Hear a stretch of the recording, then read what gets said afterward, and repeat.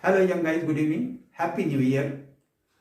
You are welcome in the educational program organized by Society of Career Technology and Jan Vikas Mahasabha. Today we will talk about electron transport system. In fact, many of the books while describing glycolysis and Krebs cycle, they put more emphasis on different reactions and the enzymes concerned, but they keep very less attention on this electron transport, although it is the most important component of the cellular respiration. So actually what happens when glucose is oxidized, the 12 hydrogen atoms separate one by one, which is called dehydrogenation. The chemical bond energy which was uniting this hydrogen with the glucose molecule, it also comes out and it ionizes the hydrogen atom into excited electron and proton. Now in the mitochondria we have different pathway for this excited electron and different pathway for this proton. This energy of excited electron is utilized for phosphorylation of 3 ADP molecule with 3 phosphate to form 3 ATP. Actually, this ATP is the energy currency of the cell. It remains stored in the cell, and whenever anywhere energy is required, then this ATP again breaks into ADP, phosphate, and the energy comes out, which is utilized for performing the work. And when the energy is utilized, the proton and electron comes to form again the stable hydrogen atom. In the last step, it binds with oxygen to form water molecule.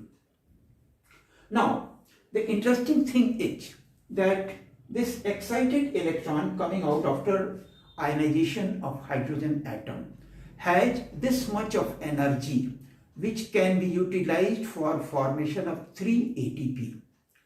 So, along with the dehydrogenase enzymes, there is a set of coenzymes and they utilize this surplus energy of excited electron one by one in 3 steps, and in all these 3 steps the ADP and phosphate combines to form ATP. Actually, these coenzymes are arranged according to their graded redox potential so although in the cell system, in the mitochondria, they all are present, but due to this redox potential, they function one by one, and that is the crux of the electron transport system. So what happens? In one of the reaction, if it is the substrate is succinic acid, then the excited electron is first of all accepted by the second hydrogen acceptor FAD to form FADH2. But in other substrates, the first hydrogen acceptor is NAD, nicotinamide adenine dinucleotide phosphate. So here what happens? There is a gradation of oxidation and reduction. You know, when there is a union with oxygen or removal of hydrogen or loss of electron, then it is called oxidation. And when there is gain of electron, union with hydrogen or removal of oxidation, then it is called reduction. Here what happens? These all components, the coenzymes of electron transport system, work one by one. First of all, they accept the excited electron, they are reduced. But in the second step, what happens? They just donate this excited electron to the next hydrogen acceptor. In that event, the first molecule is again oxidized and the second molecule is reduced. So there is a gradation of oxidation and reduction, and all these molecules are enzymes are having a gradation of redox potential. That is why they function in the same sequence. You can see here the ionization of hydrogen taking place, redox potential is minus 0.4 to 1 millivolt. The redox oxidation of NADH, first of all, NAD accepts the first excited electron, changes into NADH plus H ion. Its redox potential is minus 0.320, and the redox potential for the reduction of oxidation of FADH2 into FAD, it is minus 0.210. So due to this gradation, what happens?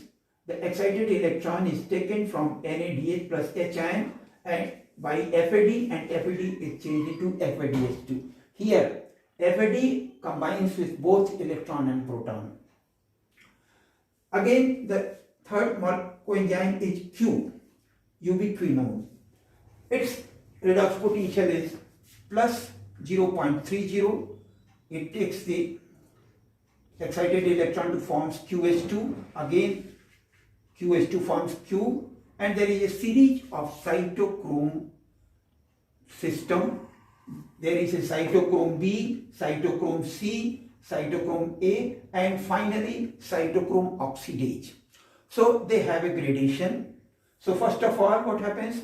From QH2, the excited electron is taken by cytochrome B, it is reduced.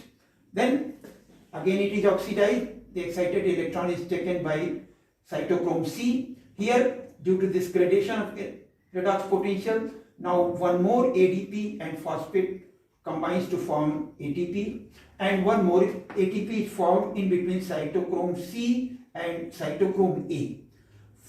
Final redox potential is minus plus 0.385. Finally, what happens? When all surplus energy of excited electron is utilized, then it comes to ground state, start revolving around the proton to form a stable hydrogen atom, and that stable hydrogen atom again binds with oxygen molecule to form water, and this way the electron transport system comes to an end. Now let us revise it, the whole sequence one by one. Oxidation of glucose molecule, the 12 hydrogen atoms separate one by one. The chemical bond energy ionizes this hydrogen atom into separate excited electron and proton. Both electron and proton passes through different pathways in the mitochondria. The excited electron is first of all taken by the first hydrogen acceptor NAD, which is reduced into NADH. The second hydrogen acceptor is FAD. It is reduced and NADH is oxidized. There is a difference in electrode potential of both NAD and FAD. So at this level, ADP plus phosphate combine to form one ATP molecule. After that, the third hydrogen acceptor Q takes the hydrogen and forms QH2. Then there is a system of cytochrome system. There a group of 5 molecules which participate one by one. Again, in between cytochrome B and cytochrome C1, another phosphate molecule combines with ADP to form ATP, and finally at the level of cytochrome C1 and cytochrome oxidase, the third ATP is formed from ADP and phosphate, and the reaction is completed.